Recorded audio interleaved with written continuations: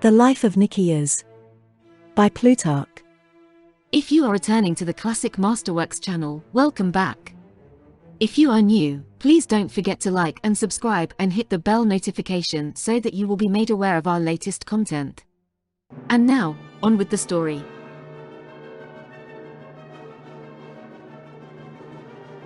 As it appears to me that the life of Nikias forms a good parallel to that of Crassus, and that the misfortunes of the former in Sicily may be well compared with those of the latter in Parthia, I must beg of my readers to believe that in writing upon a subject which has been described by Thucydides with inimitable grace, clearness, and pathos, I have no ambition to imitate Timaeus, who, when writing his history, hoped to surpass Thucydides himself in eloquence, and to show that Philistus was but an ignorant bungler, and so plunges into an account of the speeches and battles of his heroes, proving himself not merely one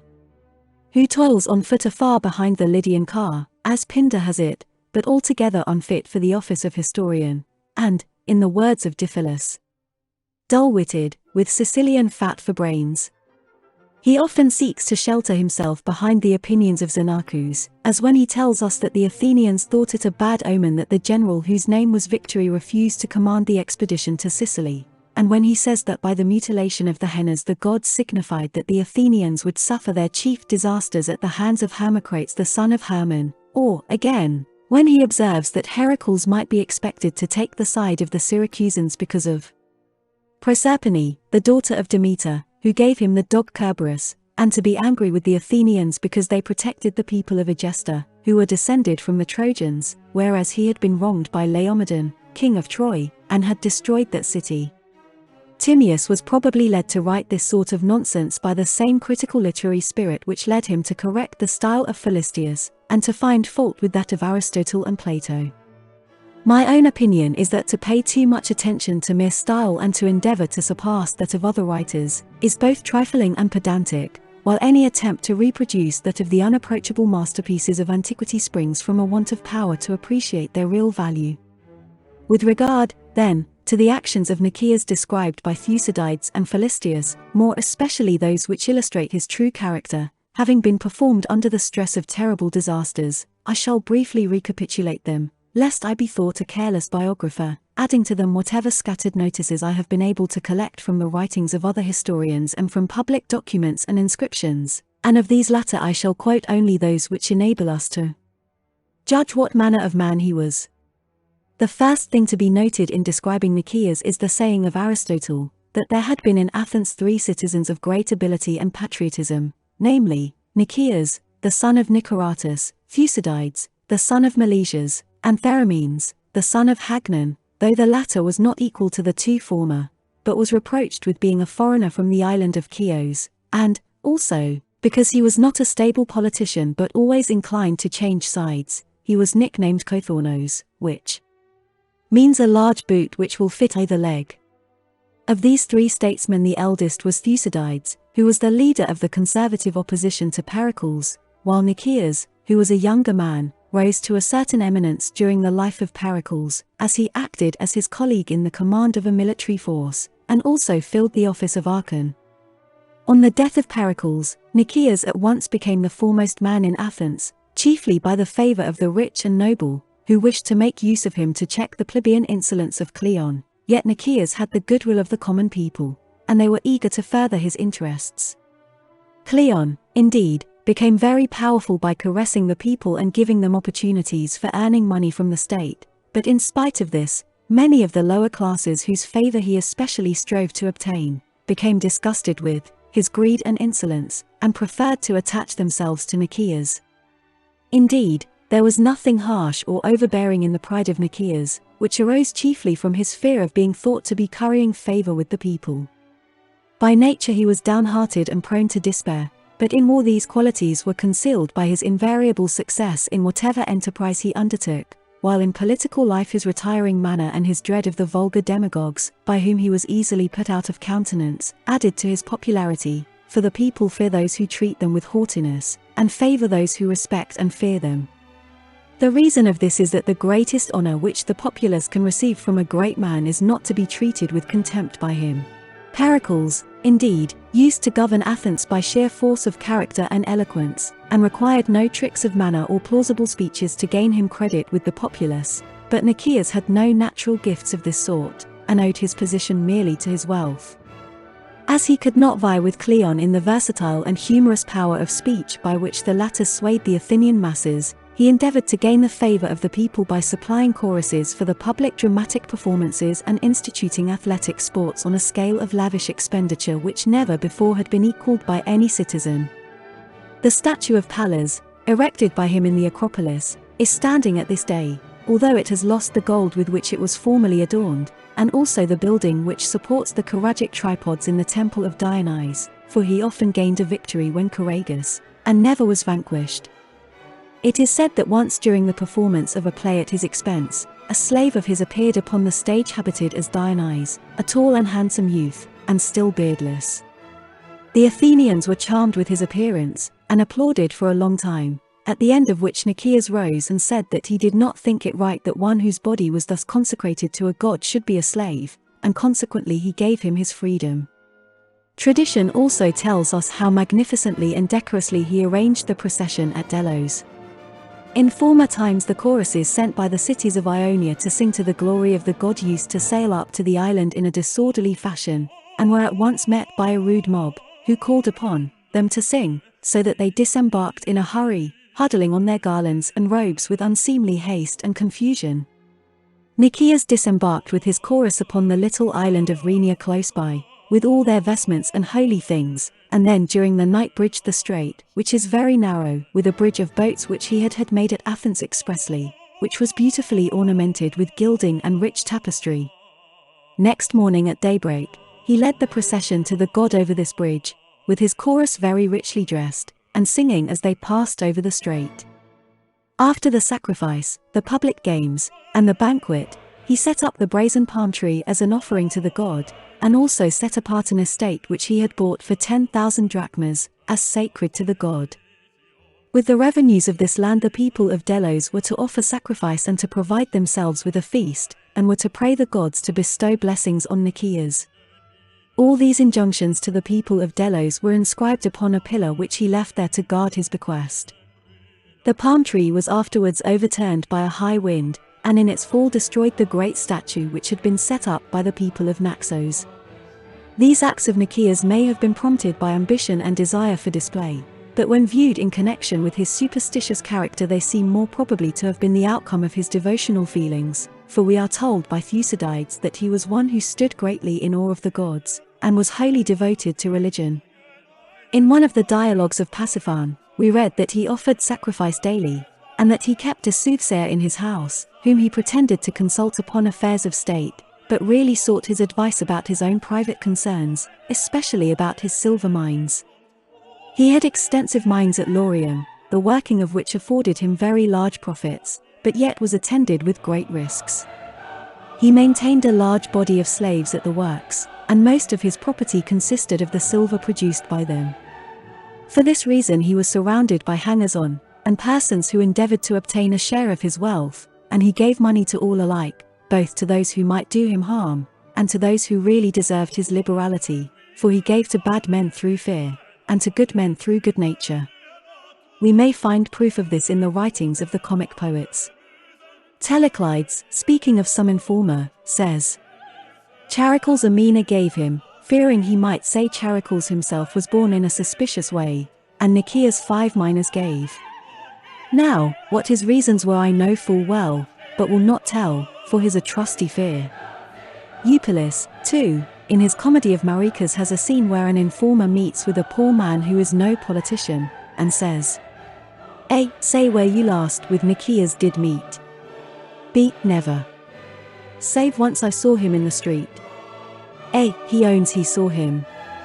Wherefore should he say he saw him, if he meant not to betray his crimes? See, my friends, you all perceive the fact, that Nikias is taken in the act. B. Think you, O fools, that such a man as he in any wicked act would taken be? Just so does Cleon threaten him in Aristophanes' play. The orators all silence, and make Nikias afraid. Phrynichus, too, sneers at his cowardice and fear of the popular demagogues, when he says, "An honest citizen indeed he was, and not a coward like to Nikias." Nikias feared so much to give the mob orators grounds for accusation against him, that he dared not so much as dine with his fellow citizens, and pass his time in their society. Nor did he have any leisure at all for such amusements, but when general, he used to spend the whole day in the war office, and when the Senate met he would be the first to come to the house and the last to leave it. When there was no public business to be transacted, he was hard to meet with, as he shut himself up in his house and seldom stirred abroad. His friends used to tell those who came to his door that they must pardon him for not receiving them, as he was not at leisure, being engaged on public business of great importance. One Hieron, whom he had brought up in his house and educated, assisted him greatly in throwing this air of mystery and haughty exclusiveness over his life. This man gave out that he was the son of Dionysius, called Chalcus, whose poems are still extant, and who was the leader of the expedition to Italy to found the city of Thurii.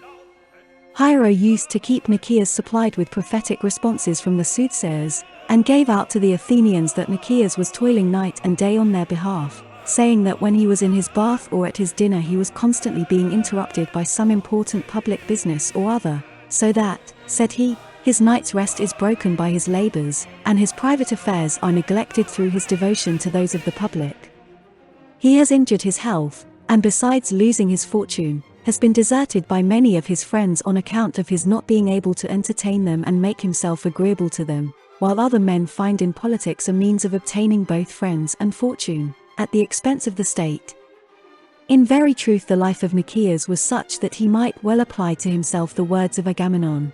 In outward show and stately pomp all others I exceed, and yet the people's underling I am in very deed.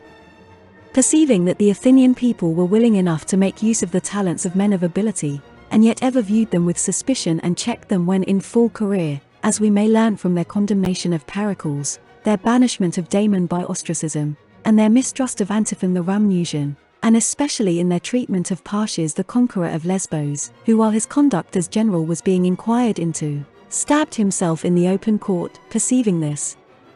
Nikias always avoided, as far as he could, taking the command in any important military expedition. Whenever he was employed as general, he acted with extreme caution, and was usually successful. He was careful to attribute his success, not to any skill or courage of his own, but to fortune, being willing to lessen his glory to avoid the ill will of mankind. His good fortune was indeed shown in many remarkable instances. For example, he never was present at any of the great defeats sustained by the Athenians at that time, as in Thrace they were defeated by the Greeks of Chalkidike. But on that occasion Calliades and Xenophon were acting as generals, while the defeat in Aetolia took place when Demosthenes was in command, and at Delium, where 1,000 men were slain, they were led by Hippocrates. For the pestilence Pericles was chiefly blamed, because he shut up the country people in the city, where the change of habits and unusual diet produced disease among them. In all these disasters Nikias alone escaped censure, while he achieved several military successes, such as the capture of Cythera, an island conveniently situated off the coast of Laconia, and inhabited by settlers from that country. He also captured several of the revolted cities in Thrace, and induced others to return to their allegiance. He shut up the people of Megara in their city, and thereby at once made himself master of the island of Minoa, by means of which he shortly afterwards captured the port of Nicaea, while he also landed his troops in the Corinthian territory, and beat a Corinthian army which marched against him, killing many of them, and amongst others Lycophron their general. On this occasion he accidentally neglected to bury the corpses of 2 of his own men who had fallen. As soon as he discovered this omission, he at once halted his army, and sent a herald to the enemy to demand the bodies for burial, notwithstanding that by Greek custom the party which after a battle demand a truce for the burial of the dead, are understood thereby to admit that they have been defeated, and it is not thought light for them to erect a trophy in commemoration of their victory, for the victors remain in possession of the field of battle, and of the bodies of the dead, and the vanquished ask for their dead because they are not able to come and take them. Nevertheless, Nikias thought it right to forego all the credit of his victory rather than leave 2 of his countrymen unburied. He also laid waste the seaboard of Laconia, defeated a Lacedaemonian force which opposed him, and took Thyrea, which was garrisoned by Aeginetans, whom he brought prisoners to Athens. Now when Demosthenes threw up a fortification at Pylos, and after the Peloponnesians had attacked him by sea and by land, some 400 Spartans were left on the island of Sphacteria, the Athenians thought that it was a matter of great importance, as indeed it was, to take them prisoners. Yet, as it proved laborious and difficult to blockade them on the island, because the place was desert and waterless, so that provisions had to be brought from a great distance by sea, which was troublesome enough in summer, and would be quite impossible in winter, they began to be weary of the enterprise, and were sorry that they had rejected the proposals for peace which had shortly before been made by the Tasmanians. These proposals were rejected chiefly because Cleon opposed them. Cleon's opposition was due to his personal dislike to Nikias, and when he saw him enthusiastically exerting himself on behalf of the Lacedaemonians, he at once took the other side, and persuaded the people to reject the proffered peace. Now as the blockade dragged on for a long time, and the Athenians learned to what straits their army was reduced, they became angry with Cleon. He threw the blame upon Nikias, asserting that it was through his remissness and want of enterprise that the Spartans still held out, and declaring that, were he himself in chief command they would soon be captured. Upon this the Athenians turned round upon him and said, "Why, then, do not you yourself proceed thither and capture them?" Nikias at once offered to transfer his command to Cleon, and bade him take what troops he thought necessary, and, instead of swaggering at home where there was no danger, go and perform some notable service to the state. At first Cleon was confused by this unexpected turn of the debate, and declined the command, but as the Athenians insisted upon it, and Nikias urged him to do so, he plucked up spirit, accepted the office of general, and even went so far as to pledge himself within 20 days either to kill the Spartans on the island or to bring them prisoners to Athens. The Athenians were more inclined to laugh at this boast than to believe it, for they were well acquainted with the vainglorious character of the man, and had often amused themselves at his expense. It is said that once the public assembly met early and sat for a long time waiting for Cleon, who came at last very late with a garland on his head, and begged them to put off their debate till the next day. "Today," said he, "I am not at leisure, as I have just offered a sacrifice, and am about to entertain some strangers at dinner." The Athenians laughed at his assurance, and broke up the assembly. However, on this occasion, by good fortune and good generalship, with the help of Demosthenes, he brought home prisoners all those Spartans who had not fallen in the battle, within the time which he had appointed. This was a great reproach to Nikias. It seemed worse even than losing his shield in battle that he should through sheer cowardice and fear of failure give up his office of general, and give his personal enemy such an opportunity of exalting himself at his expense, depriving himself voluntarily of his honourable charge. Aristophanes sneers at him in his play of the birds, where he says, "We must not now, like Nikias, delay, and see the time for action pass away." And again in the play of the farmers, where this dialogue occurs. A. I want to till my farm. B. And wherefore no? A. 'Tis you Athenians will not let me go. 1,000 drachmas I would give, to be from office in the state forever free. B. Your offer we accept. The state will have 2,000, with what Nikias just gave. Moreover, Nikias did Athens much harm by permitting Cleon to attain to such a height of power and reputation, which gave him such exaggerated confidence in himself that he grew quite unmanageable, and caused many terrible disasters, by which Nikias suffered as much as any man.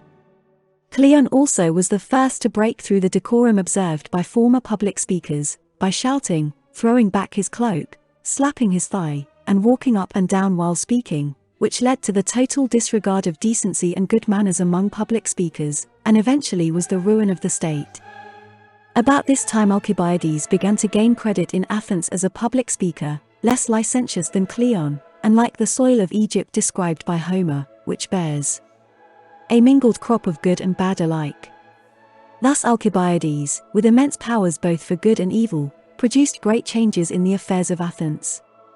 Nikias, even if he had been freed from the opposition of Cleon, could not now have quietly consolidated the power of the state, for as soon as he had arranged matters in a fair way to produce peace and quiet, Alcibiades, to satisfy his own furious ambition, threw them again into confusion and war. This was brought about by the following circumstances. The two chief hindrances to peace were Cleon and Brasidas, as war concealed the baseness of the former, and added to the glory of the latter. Cleon was able to commit many crimes undetected, and Brasidas performed many great exploits while the war lasted. Wherefore, when both of these men fell before the walls of Amphipolis, Nikias, perceiving that the Spartans had long been desirous of peace, and that the Athenians no longer hoped to gain anything by continuing the war, and that both parties were weary of it, began to consider how he might reconcile them, and also pacify all the other states of Greece, so as to establish peace upon a durable and prosperous basis. At Athens, the richer classes, the older men, and the country farmers all wished for peace. By constantly arguing with the others, he gradually made them less eager for war, and at length was able to intimate to the Spartans that there were good hopes of coming to terms. They willingly believed him because of his high character for probity, and more especially because he had shown great kindness to the Spartan prisoners taken at Pylos.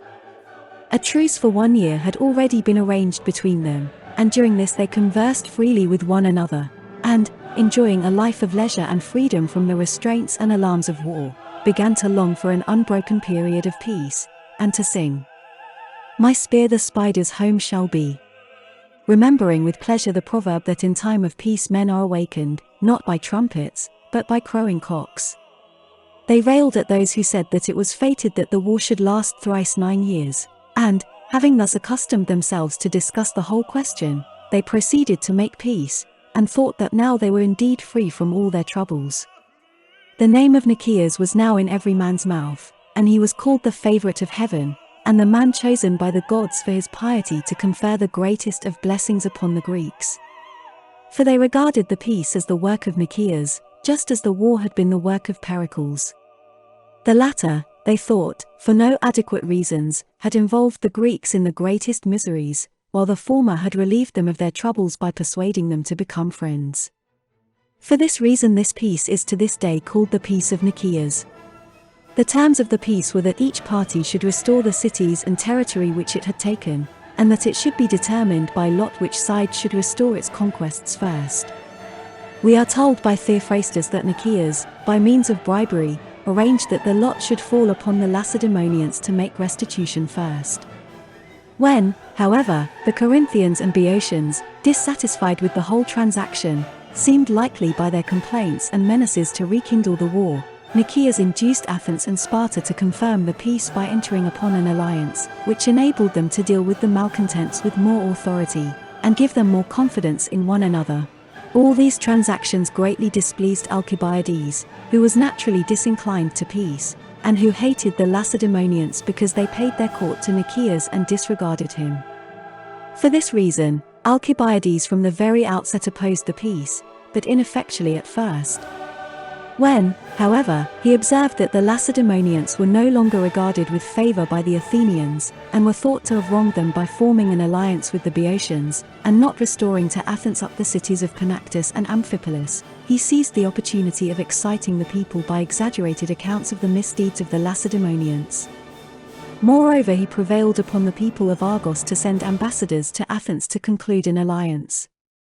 As, however, at the same time ambassadors, with full powers to settle all matters in dispute, came from Lacedaemon, and in a preliminary conference with the Senate were thought to have made very reasonable and just proposals, Alcibiades, fearing that they might create an equally favourable impression when they spoke before the popular assembly, deceived them by solemnly declaring with an oath that he would assist them in every way that he could, provided that they would deny that they came with full powers to decide, saying that by this means alone they would effect their purpose. The ambassadors were deceived by his protestations, and, forsaking Nikias, relied entirely upon him. Upon this Alcibiades brought them into the public assembly, and there asked them if they came with full powers to treat. When they said that they did not, he unexpectedly turned round upon them, and calling both the Senate and the people to witness their words, urged them to pay no attention to men who were such evident liars, and who said one thing in one plus assembly and the opposite in another. The ambassadors, as Alcibiades expected, were thunderstruck, and Nikias could say nothing on their behalf. The people at once called for the ambassadors from Argos to be brought before them, in order to contract an alliance with that city, but an earthquake which was felt at this moment greatly served Nikias's purpose by causing the assembly to break up. With great difficulty, when the debate was resumed on the following day, he prevailed upon the people to break off the negotiations with Argos, and to send him as ambassador to Sparta, promising that he would bring matters to a prosperous issue. Accordingly he proceeded to Sparta, where he was treated with great respect as a man of eminence and a friend of the Lacedaemonians, but could effect nothing because of the preponderance of the party which inclined to the Boeotian alliance. He was therefore forced to return ingloriously, in great fear of the anger of the Athenians, who had been persuaded by him to deliver up so many and such important prisoners to the Lacedaemonians without receiving any equivalent. For the prisoners taken at Pylos were men of the first families in Sparta, and related to the most powerful statesmen there. The Athenians, however, did not show their dissatisfaction with Nikias by any harsh measures, but they elected Alcibiades general, and they entered into a treaty of alliance with the Argives, and also with the states of Elis and Mantinea, which had revolted from the Lacedaemonians, while they sent out privateers to Pylos to plunder the Lacedaemonian coasts in the neighborhood of that fortress. These measures soon produced a renewal of the war. As the quarrel between Nikias and Alcibiades had now reached such a pitch, it was decided that the remedy of ostracism must be applied to them. By this from time to time the people of Athens were wont to banish for 10 years any citizen whose renown or wealth rendered him dangerous to the state. Great excitement was caused by this measure, as one or the other must be utterly ruined by its application. The Athenians were disgusted by the licentiousness of Alcibiades, and feared his reckless daring, as has been explained at greater length in his life, while Nikias was disliked because of his great wealth and his reserved and unpopular mode of life. Moreover, he had frequently offended the people by acting in direct opposition to their wishes, forcing them in spite of themselves to do what was best for them.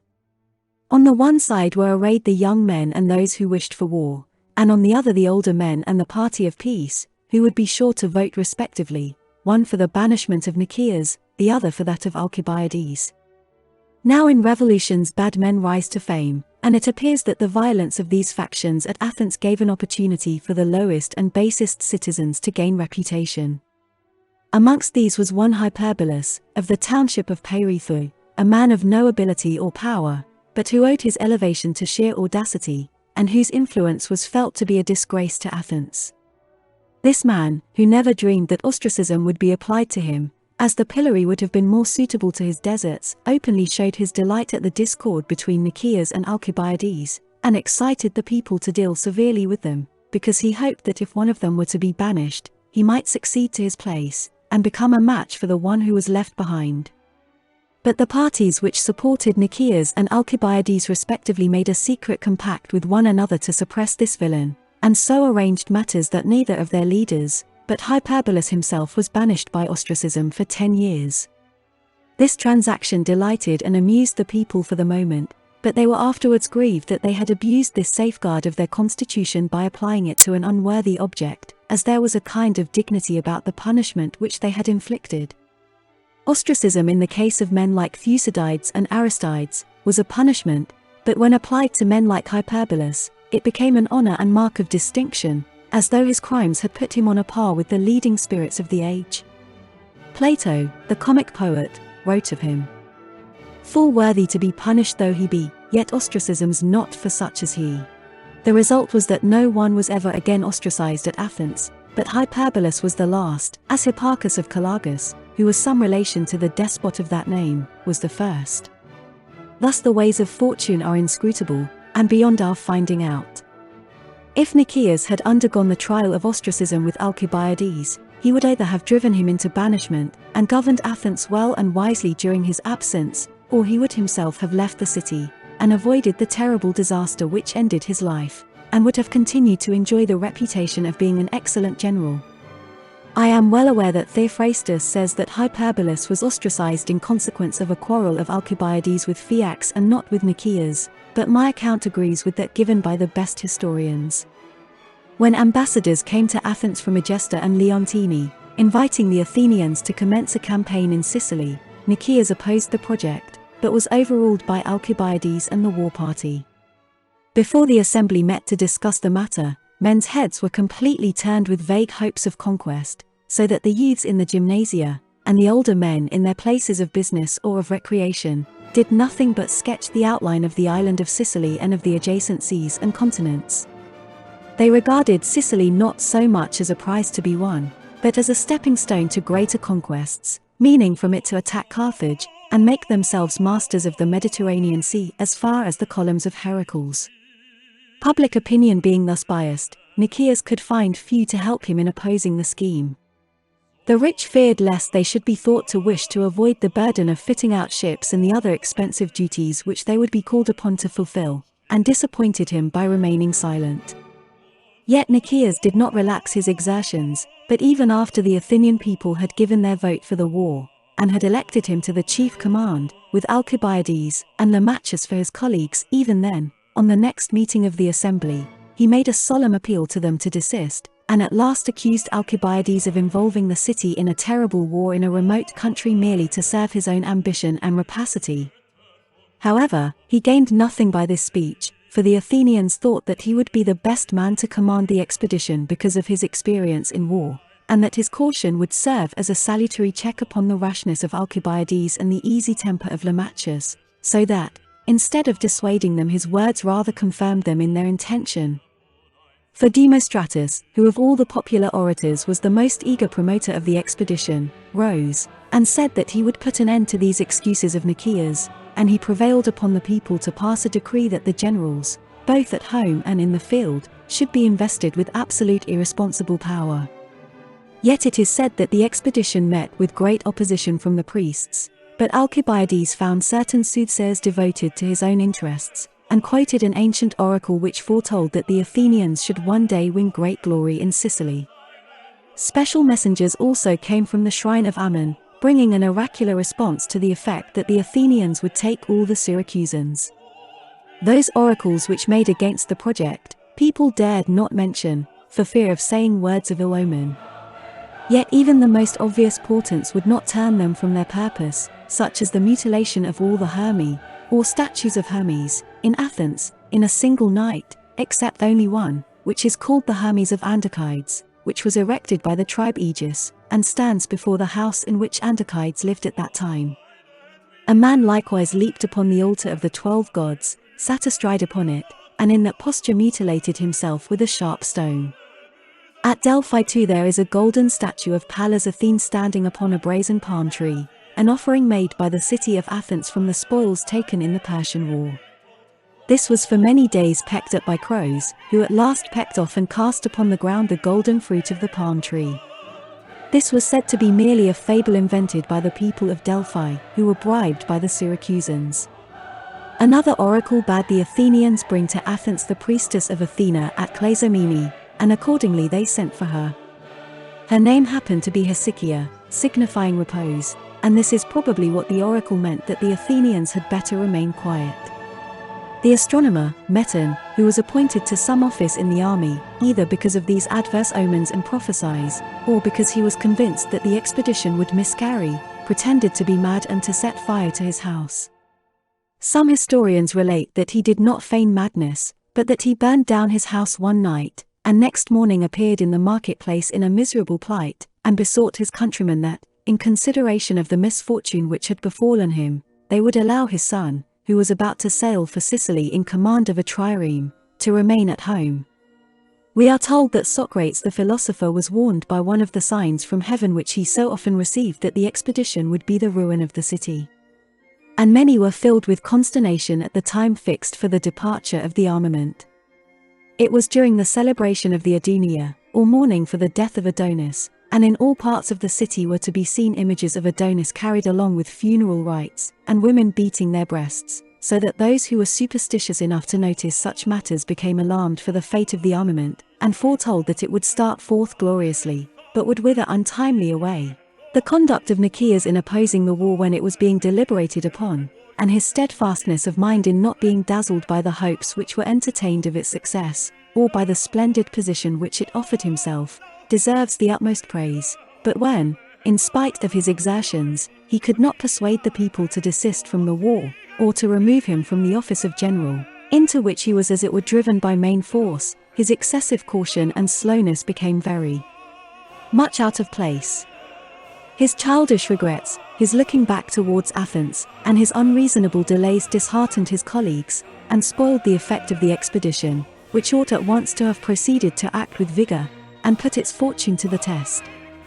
But although Lamachus begged him to sail at once to Syracuse and fight a battle as near as possible to the city walls, while Alcibiades urged him to detach the other Sicilian states from their alliance with Syracuse, and then attack that place, he dispirited his men by refusing to adopt the plan, and proposed to sail quietly along the coast, displaying the fleet and army to the Sicilians, and then, after affording some slight assistance to the people of Egesta, to return home to Athens. Shortly after this, the Athenians sent for Alcibiades to return home for his trial on a charge of treason, and Nikias, who was nominally Lamachus's colleague, but really absolute, proceeded to waste time in idle negotiations and languid maneuvers, until his troops had quite lost the high spirits and hopes with which they had arrived at Sicily, while the enemy, who were at first terrified, began to recover their spirits, and despised the Athenians. While Alcibiades was still with them, they had sailed to Syracuse with 60 ships, and while the rest remained in line of battle outside, 10 of these had entered the harbour to reconnoitre. These ships, approaching the city, made a proclamation by a herald that they were come to restore the people of Leontini to their city, and they also captured a Syracusan vessel, in which they found tables on which were written the names of all the inhabitants of Syracuse, according to their tribes and houses. These tables were kept far away from the city, in the temple of the Olympian Zeus, but at that time the Syracusans had sent for them in order to discover the number of men able to bear arms. These tables were now taken by the Athenians, and carried to their general. When the soothsayers saw this roll of names, they were much alarmed, fearing that this was the fulfillment of the prophecy that the Athenians should capture all the Syracusans. However, some declare that the prophecy was really fulfilled when the Athenian Callippus slew Dion, and captured Syracuse. Shortly after this, Alcibiades left Sicily, and the supreme command devolved upon Nikias. For Lamachus, though a brave and honest man, and one who always freely risked his life in battle, was but a plain simple man, and was so excessively poor, that whenever he was appointed general he was forced to ask the Athenians to advance him a small sum of money to provide him with clothes and shoes. Now Nikias was excessively haughty, both on account of his great wealth, and his military renown. It is said that once when the generals were debating some question together, Nikias bade Sophocles the poet give his opinion first, because he was the eldest man present, to which Sophocles answered, "I am the eldest, but you are the chief." Thus when in Sicily he domineered over Lamachus, although the latter was a far abler soldier, and by sailing about the coast at the point furthest removed from the enemy, gave them confidence, which was turned into contempt, when he was repulsed from Hybla, a little fort in the interior. At last he returned to Cartana, without having effected anything, except the reduction of Hycera, a town of the Aborigines, not of the Greeks, from which it is said the celebrated courtesan Lais, then a very young girl, was carried away captive and sent to Peloponnesus. As the summer advanced, and Nikias remained inactive, the Syracusans gained so much confidence that they called upon their generals to lead them to the attack of the Athenian position at Cartana, since the Athenians did not dare approach Syracuse, while Syracusan horsemen even went so far as to insult the Athenians in their camp, riding up to ask if they were come to settle as peaceful citizens in Cartana, instead of restoring the Leontines. This unexpected humiliation at length forced Nikias to proceed to Syracuse, and he devised a stratagem by which he was able to approach that city and pitch his camp before it unmolested. He dispatched to Syracuse a citizen of Cartana, who informed the Syracusans that if they desired to seize the camp and arms of the Athenians, they would only have to appoint a day and to march in force to Cartana. Many of the Athenians, he said, spent all their time within the walls of Cartana, and it would be easy for the Syracusan party there to close the gates, assail the Athenians within, and set fire to their ships. A numerous body of Catanians, he added, were eager to cooperate in the plan now proposed. This was by far the ablest piece of strategy accomplished by Nikias during all the time that he remained in Sicily. The Syracusans were induced to march out their entire force, leaving their city with scarcely any defenders. Meanwhile, Nikias sailed round from Cartana, took possession of the harbour, and encamped his forces on the mainland in a position where he could not be attacked by the enemy's cavalry. When the Syracusan army returned from Cartana, he marched out the Athenians and defeated them, but with little loss on their side, as their cavalry covered their retreat. Nikias now broke down the bridges over the river Anapus, which gave occasion to Hermocrates to say, when he was making a speech to encourage the Syracusans, that it was a ridiculous thing for Nikias to try to avoid fighting, as though it were not for the express purpose of fighting that he had been sent thither. But in spite of all that Hermocrates could say, the Syracusans were very much cast down and disheartened. Instead of the 15 generals who usually commanded their troops, they chose 3, upon whom they conferred absolute powers, and swore a solemn oath that they would leave them unfettered in the exercise of those powers.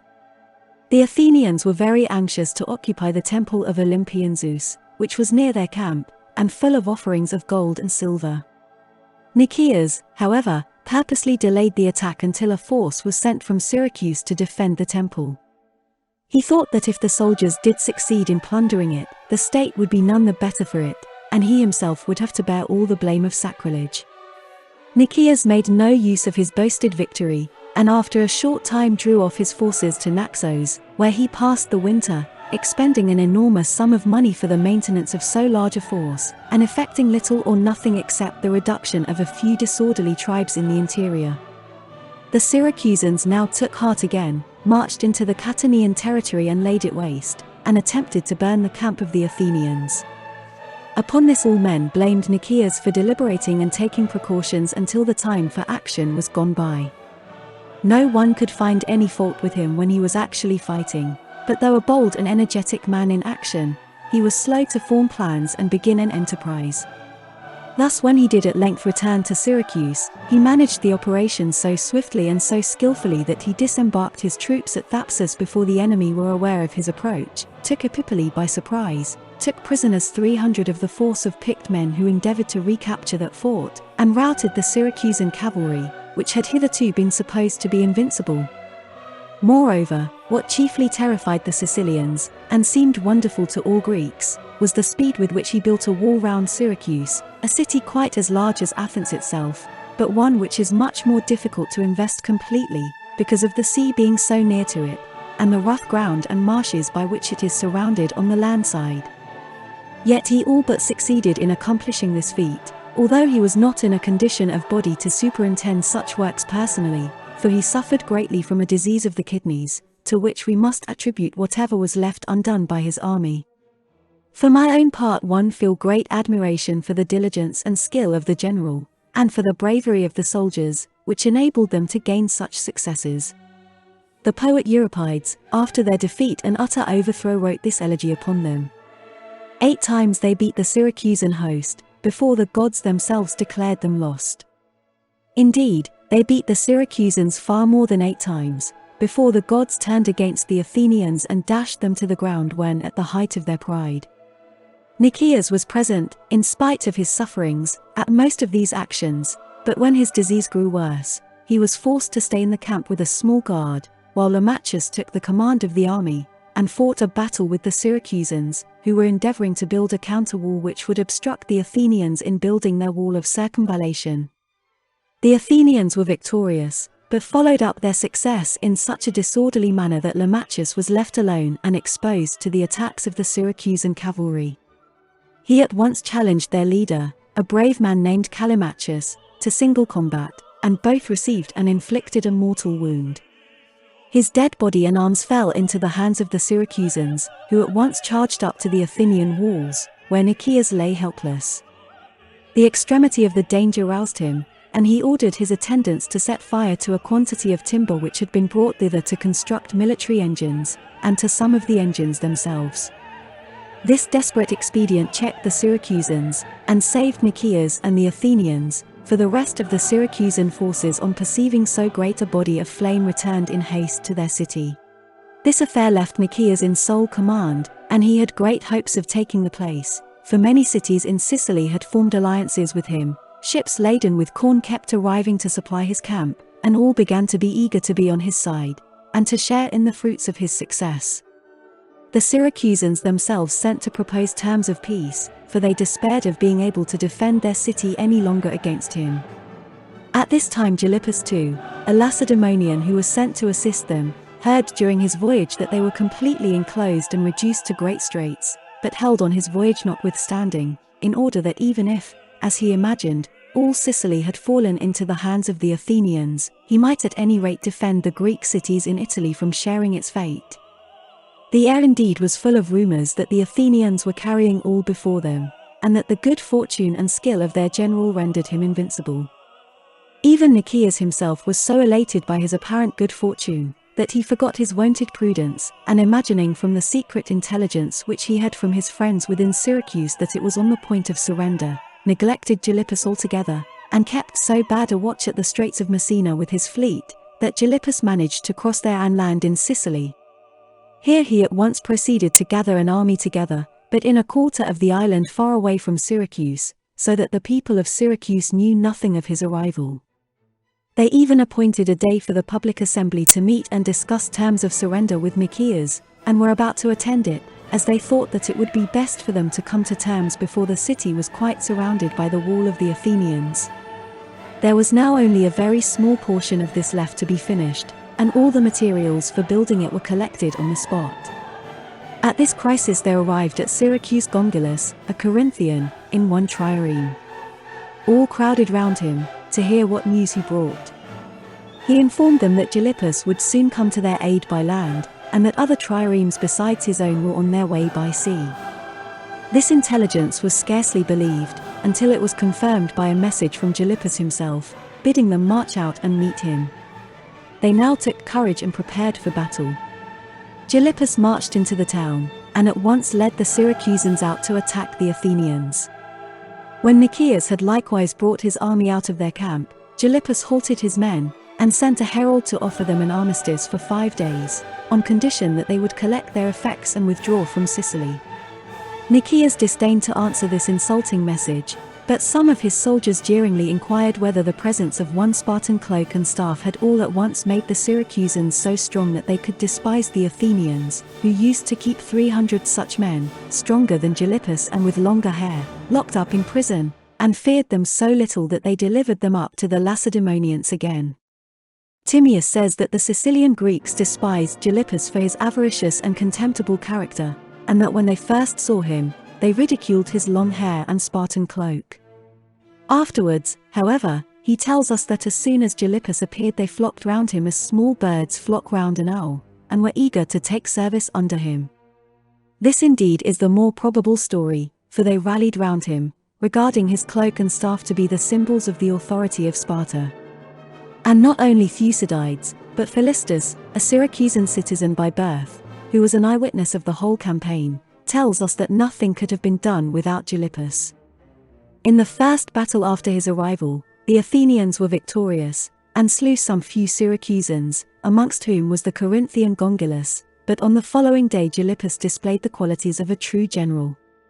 He used the same arms, horses, and ground as before, but he dealt with them so differently that he defeated the Athenians. Checking the Syracusans, who wished to chase them back to their camp, he ordered them to use the stones and timber which had been collected by the Athenians, to build a counterwall, reaching beyond the line of circumvallation, so that the Athenians could no longer hope to surround the city. And now the Syracusans, taking fresh courage, began to man their ships of war, and to cut off the stragglers with their cavalry. Gylippus personally visited many of the Greek cities in Sicily, all of whom eagerly promised their aid, and furnished him with troops, so that Nikias, perceiving that he was losing ground, relapsed into his former desponding condition, and wrote a despatch to Athens, bidding the people either send out another armament, or let the one now in Sicily return to Athens, and especially beseeching them to relieve him from his command, for which he was incapacitated by disease. The Athenians had long before proposed to send out a reinforcement to the army in Sicily, but as all had gone on prosperously, the enemies of Nikias had contrived to put it off. Now, however, they were eager to send him assistance. It was arranged that Demosthenes should employ himself actively in getting ready a large force, to go to reinforce Nikias in the early spring, while Eurymedon, although it was winter, started immediately with a supply of money, and with a decree naming Euthydemus and Menander, officers already serving in his army, to be joint commanders along with him. Meanwhile, Nikias was suddenly attacked by the Syracusans both by sea and land. His ships were at first thrown into confusion, but rallied and sank many of the enemy, or forced them to run on shore, but on land Gylippus managed at the same time to surprise the fort of Laurium, where there was a magazine of naval stores and war material of all kinds.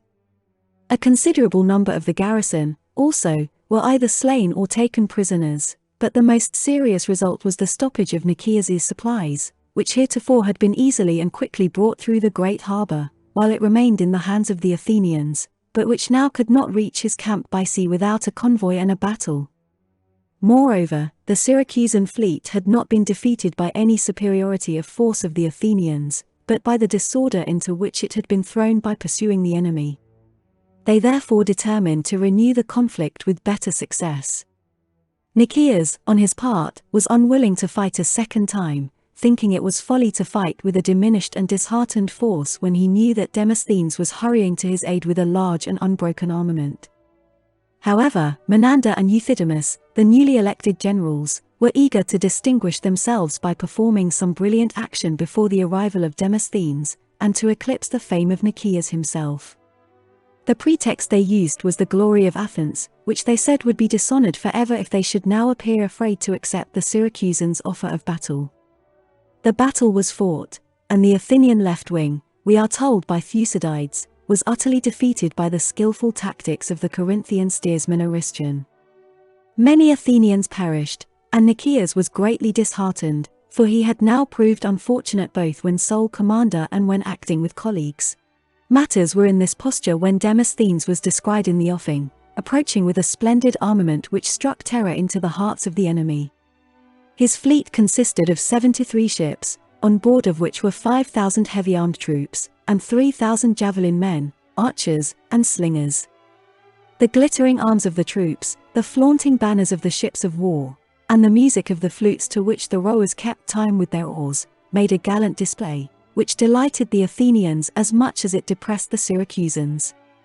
These latter, indeed, were struck with dismay, and thought that their last victory had been won in vain, and that they were laboring to no purpose against a foe whose ranks were continually reinforced. Nikias was not long allowed to feast his eyes on this welcome spectacle undisturbed. Demosthenes, as soon as he landed, insisted on the necessity of instantly attacking Syracuse, and putting an end to the siege, either by capturing the place, or by returning at once to Athens in case of failure. Against this Nikias, who was alarmed at the idea of such vigorous action, urged that it would be unwise to run such a risk. Delay, he argued, favored the besiegers more than the besieged, as their resources must soon fail, in which case their allies would desert them and they would again be brought to the necessity of capitulating. Nikias adopted this view because of what he heard from his secret correspondents within the city, who urged him to continue the siege, telling him that already the Syracusans began to feel the war too great a burden for them to support, and that Gylippus was very unpopular among them, so that in a short time they would utterly refuse to hold out any longer, and would come to terms with the Athenians. Nikias could only hint at these secret sources of information, and so his counsels were thought by his colleagues to be mere cowardice. They declared loudly that the original mistake was about to be repeated, and the first terror-stricken impression of the armament frittered away, until familiarity with the sight of it had bred contempt in the breasts of their enemies. They therefore eagerly seconded the proposal of Demosthenes, and forced Nikias, though sorely against his will, to yield to their representations. Accordingly, Demosthenes with the land force assaulted the outlying fort on the high ground of Epipolae by night, and took it by surprise, killing part of its garrison and putting the remainder to flight. He did not halt there, but followed up his success by marching further on towards the city, until he was met by some Boeotian heavy-armed troops, who had been the first to rally, and now in a compact mass met the Athenians with their spears levelled, and with loud shouts forced them to give way with severe loss. The whole Athenian army was by this thrown into confusion and panic, as the fugitives broke the formation of those troops who were still marching to the front, so that in some cases they actually fought with one another, each believing the others to be enemies. Thus the Athenians fell into sad disorder and ruin, for they were unable to distinguish friends from foes in the uncertain light, as the moon, now nearly setting, glanced upon spear points and armor without showing them clearly enough to enable men to see with whom they had to deal. The moon was behind the backs of the Athenians, and this circumstance was greatly against them, for it made it hard for them to see the numbers of their own friends, but shone plainly on the glittering shields of their antagonists, making them look taller and more terrible than they were. Finally, attacked as they were on every side, they gave way and fled. Some were slain by the enemy, some by their own countrymen, and some were dashed to pieces by falling down the precipices, while the rest, as they straggled about the country, were cut off by the Syracusan cavalry. 2,000 men perished, and of the survivors few brought back their arms. Nikias, who had expected this reverse, now cast the blame of it upon Demosthenes, and he, admitting his error, besought Nikias to embark his army and sail away as quickly as possible, pointing out that no further reinforcement could be hoped for, and that they could not hope for success with the force now at their disposal. Even had they been victorious, he argued, they had intended to leave their present camp, which was unhealthy at all times, and was now in the hot season becoming pestilential. The time was the beginning of autumn, and many of the Athenians were sick, while all were disheartened. Nikias, however, opposed the idea of retreat, not because he did not fear the Syracusans, but because he feared the Athenians more, and the treatment which as an unsuccessful general he would probably meet with. He declared that he saw no reason for alarm, and that even if there was, that he would rather perish by the hands of the enemy than those of his countrymen. A very different sentiment to that which was afterwards uttered by Leon the Byzantine, who said, "My countrymen, I had rather be put to death by you than to be put to death together with you." With regard to the place to which it would be best for them to remove their camp, that, Nikias said, was a question which they might take time to discuss. Demosthenes, seeing that Nikias was thus obstinate, and conscious that his own project, when adopted, had led to a frightful disaster, ceased pressing him to raise the siege, and gave the other generals to understand that Nikias must have secret reasons, from his correspondence within the city, which led him to persevere thus obstinately in remaining where he was. This caused them also to withdraw their objections to remaining, but when another army came to assist the Syracusans, and the Athenians began to perish from malaria, even Nikias himself agreed that it was time to retreat, and issued orders to his men to hold themselves in readiness to embark. When all was ready, and the enemy off their guard, as they did not expect the Athenians to retreat, an eclipse of the moon took place, which greatly terrified Nikias and some others who, from ignorance or superstition, were in the habit of taking account of such phenomena. That the sun should be sometimes eclipsed even the vulgar understood to be in some way due to the moon intercepting its light. But what body could intercept the moon's light, so that suddenly the full moon should pale its light and alter its color, they could not explain, but thought that it was a sinister omen and portended some great calamity. The treatise of Anaxagoras, the first writer who as clearly and boldly explained the phases and eclipses of the moon, was then known only to a few, and had not the credit of antiquity, while even those who understood it were afraid to mention it to their most trusted friends. Men at that time could not endure natural philosophers and those whom they called in derision stargazers, but accused them of degrading the movements of the heavenly bodies by attributing them to necessary physical causes. They drove Protagoras into exile, and cast Anaxagoras into prison, from whence he was with difficulty rescued by Pericles, while Socrates, who never took any part in these speculations, was nevertheless put to death because he was a philosopher. It was not until after the period of which I am writing that the glorious works of Plato shed their light upon mankind, proving that nature obeys a higher and divine law, and removing the reproach of impiety which used to attach to those who study these matters, so that all men might thereafter investigate natural phenomena unreproved. Indeed, Plato's companion Dion, although the moon was eclipsed when he was starting from the island of Zakynthus to attack the despot Dionysius, was not in the least disturbed by the omen, but sailed to Syracuse and drove out the despot. Nikias at this time was without a competent soothsayer, for his intimate friend, Stilbides, who used to check a great deal of his superstition, died shortly before this. Indeed, the omen, if rightly explained, as Philochorus points out, is not a bad one but a very good one for men who are meditating a retreat, for what men are forced to do by fear, requires darkness to conceal it, and light is inimical to them. Moreover, men were only wont to wait 3 days after an eclipse of the moon, or of the sun, as we learn from Autoclides in his book on divination. But Nikias persuaded them to wait for another complete circuit of the moon, because its face would not shine upon them propitiously before that time after its defilement with the gross earthy particles which had intercepted its rays. Nikias now put all business aside, and kept offering sacrifices and taking omens, until the enemy attacked him. Their infantry assailed the camp and siege works, while their fleet surrounded the harbour, not in ships of war, but the very boys and children embarked in what boats they could find and jeered at the Athenians, challenging them to come out and fight. One of these boys, named Pericles, the son of noble parents, ventured too far, and was captured by an Athenian ship. His uncle Peloponnesian, fearing for his safety, at once advanced with 10 triremes which were under his command, and this movement brought forward the rest of the Syracusan fleet to support him. An obstinate battle now took place, in which the Syracusans were victorious, and many of the Athenians perished, amongst whom was their admiral Eurymedon. And now the Athenians refused to remain before Syracuse any longer, and called upon their generals to lead them away by land, for the Syracusans after their victory had at once blockaded the entrance to the harbour, so that no passage was left. Nikias and the other generals refused to agree to this proposal, as they thought it would be a pity to abandon a fleet of so many transports, and nearly 200 ships of war.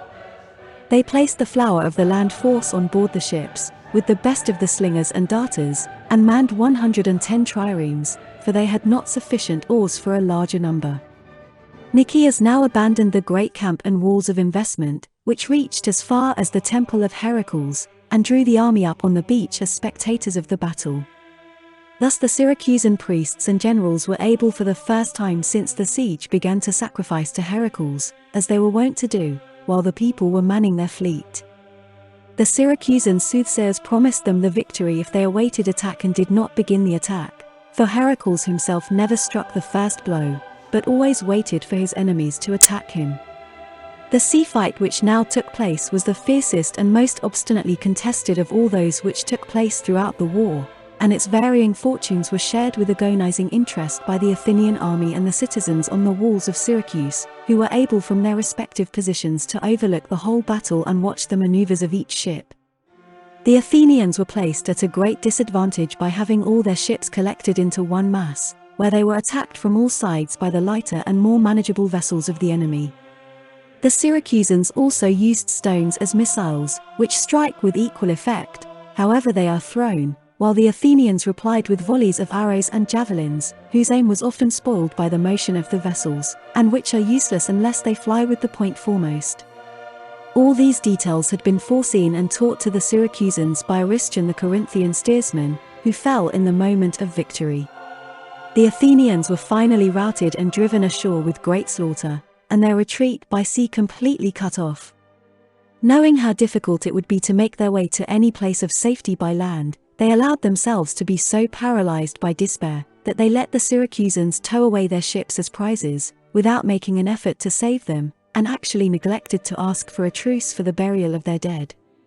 They seemed to think that the case of the sick and wounded whom they saw amongst them, and whom they must perforce abandon when they left their camp, was even more pitiable than that of the floating corpses, and they actually envied the lot of the slain, knowing well that after a few more days of suffering they themselves were all destined to share their fate.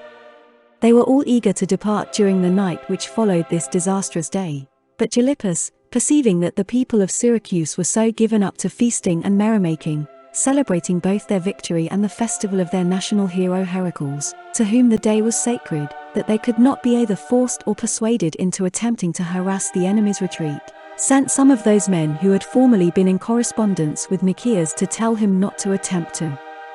retreat that night, as all the roads were occupied by Syracusans lying in wait to attack him. Deceived by this intelligence, Nikias waited to find what he feared in the night turned into a reality on the following day. At daybreak the passes were occupied by the Syracusans, who also threw up entrenchments at all the places where rivers had to be forded, and broke all the bridges, stationing their cavalry upon the level ground, so that the Athenians could not advance a step without fighting.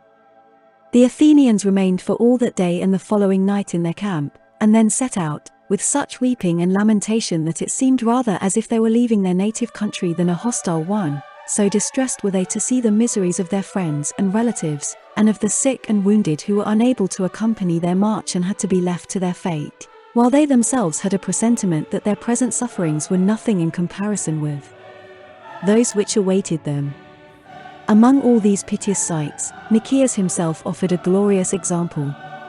Worn out by disease, compelled by the exigencies of the retreat to forego the medicines and treatment which his condition required, he nevertheless, weak as he was, did more than many strong men could do, while all his men knew well that he made those efforts, not from any wish or hope to save his own life, but that it was solely on their behalf that he did not give way to despair. The tears and lamentations of the rest were prompted by their own private sorrows and fears, but the only grief shown by Nikias was that so splendid an expedition should have ended in such miserable failure. Those who watched his noble bearing and remembered how earnestly he had opposed the whole scheme, were filled with compassion for his undeserved sufferings. They began to despair of the favour of heaven being shown to themselves, when they reflected that this man, careful as he had always been to perform every religious duty, was now no better off than the humblest or the most wicked soldier in his army. Nikias made heroic efforts by cheerful looks, encouraging speeches, and personal appeals to his followers, to show himself superior to fortune. Throughout the retreat, although for 8 days in succession he was constantly harassed by the attacks of the enemy, he nevertheless kept the division under his command unbroken and undefeated, until the other part of the army under Demosthenes was forced to surrender, being completely surrounded in an enclosed olive ground, the property of Polyzelus, brother of the despot Gelon. Demosthenes himself drew his sword and stabbed himself, but not mortally, for the Syracusans quickly interposed and forced him to desist. When the Syracusans told Nikias of this disaster, and allowed him to send horsemen to convince him of its truth, he proposed terms to Gylippus, which were that the Athenians should be allowed to leave Sicily, on condition of the repayment of the whole expenses of the war, for which he offered to give hostages. These terms were refused, and the enemy with insulting cries and threats proceeded to shoot with missiles of all kinds at the Athenians, who were now completely without food or drink. Yet Nikias prevailed upon them to hold out during that night, and on the following day he led them, still under fire from the enemy, across the plain leading to the river Asinaris. There some were forced into the stream by the enemy, while others cast themselves in to quench their thirst. A most dreadful slaughter now took place, the Athenians being wild with thirst, and the Syracusans killing them as they drank, until Nikias surrendered himself to Gylippus, saying, "I beseech you, now that you are victorious, to show some mercy, not to me, but to the Athenian troops. Consider how changeful is the fortune of war, and how gently the Athenians dealt with your men in their hour of victory." Gylippus was visibly affected by the words, and by the sight of Nikias, for he knew how well the Spartan prisoners had been treated by him, when the peace was made with Athens. Moreover, he thought that it would be a great honor to him if he could carry home the enemy's commander-in-chief as a prisoner. He received Nikias with kindness, and gave orders to take the rest of the Athenians alive. It was long, however, before these orders were understood and obeyed, so that more Athenians were slain than survived, although many were spared by the Syracusans in order that they might be sold for slaves. The prisoners were now assembled together, and their arms and armor hung upon the trees by the riverside, as a trophy of the victory. The victors next crowned themselves with garlands, decorated their horses, cut off the manes and tails of the captured horses, and marched back into their own city, having by their courage and skill won the most complete victory ever gained by one Greek state over another.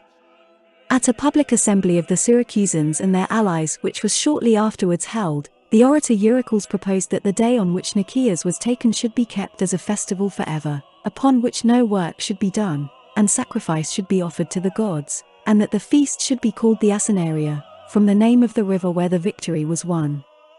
The day was the 26th of the Dorian month Carneus, which the Athenians call Metageitnion, September 21st. Furthermore, he proposed that the Athenian slaves and allies should be sold, that the Athenians themselves, with what native Sicilians had joined them, should be confined in the stone quarries within the city of Syracuse, and that their generals should be put to death. These propositions were accepted by the Syracusans, who treated Hermocrates with contempt when he urged that to be merciful in victory would be more honorable to them than the victory itself.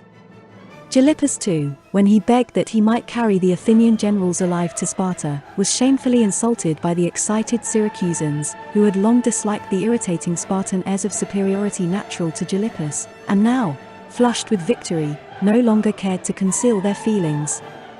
Timaeus tells us that they accused him of avarice and peculation, a hereditary vice, it appears, in his family since his father Cleon was banished from Sparta for taking bribes, while he himself afterwards stole 30 of the 100 talents which Lysander sent home to Sparta, and hid them under the roof of his house, but was informed against, and exiled in disgrace. This will be found described at greater length in the life of Lysander. In his account of the death of Nikias and Demosthenes, Timaeus does not exactly follow the narrative of Thucydides and Philistus, as he informs us that while the assembly was still sitting, Hermocrates sent to their prison to inform them that they were condemned to death, and to afford them the means of dying by their own hands, while the other historians state that the Syracusans put them to death. Be this as it may, their dead bodies were exposed before the gates of Syracuse as a spectacle for the citizens. I have heard also that at the present day a shield is shown in one of the temples at Syracuse, which is said to be that of Nikias, and which is beautifully adorned with woven coverings of purple and gold. Of the Athenians, the most part perished in the stone quarries of disease and insufficient food, for they received only a pint of barley meal and half a pint of water each day. Not a few, however, were sold into slavery, being stolen for that purpose by Syracusans, or having escaped disguised as slaves. The rest were at length branded upon their foreheads with the figure of a horse, and sold into slavery. Yet even in this extremity their well-bred and dignified behavior came to their aid, for they soon either obtained their freedom, or gained the confidence and respect of their masters. Some gained their freedom by their knowledge of Euripides. It appears that the dramas of Euripides were especially popular in Sicily, but that only a few fragments of his works had hitherto reached the Greek cities in that island. We are told that many of these captives on their return to Athens affectionately embraced Euripides, and told him how some of them had been sold into slavery, but had been set free after they had taught their masters as much of his poetry as they could remember, while others, when wandering about the country as fugitives after the battle, had obtained food and drink by reciting passages from his plays. We need not then wonder at the tale of the people of Cornus, who, when a ship pursued by pirates was making for their harbour, at first refused to admit it, but afterwards inquired whether any on board knew the plays of Euripides, and on hearing that they did, allowed them to enter the harbour and save themselves. At Athens the news of the catastrophe was at first disbelieved, because of the unsatisfactory way in which it reached the city. A stranger, it is said, disembarked at Piraeus, went into a barber's shop, and began to converse about what had happened as upon a theme which must be uppermost in every man's mind. The astonished barber, hearing for the first time such fearful tidings, ran up to Athens to communicate it to the archons, and to the public in the marketplace. All were shocked and astonished at hearing this, and the archons immediately convoked the public assembly, and brought the barber before it. When he was asked to explain from whom he had heard this intelligence, as he could give no satisfactory account, he was regarded as a disturber of the public tranquility by fabricating idle tales, and was even put to the torture. Soon, however, men arrived who confirmed his tale, and described all the details of the catastrophe as far as they had witnessed them. Then at last the countrymen of Nikias believed, after his death, what he had so often foretold to them during his life.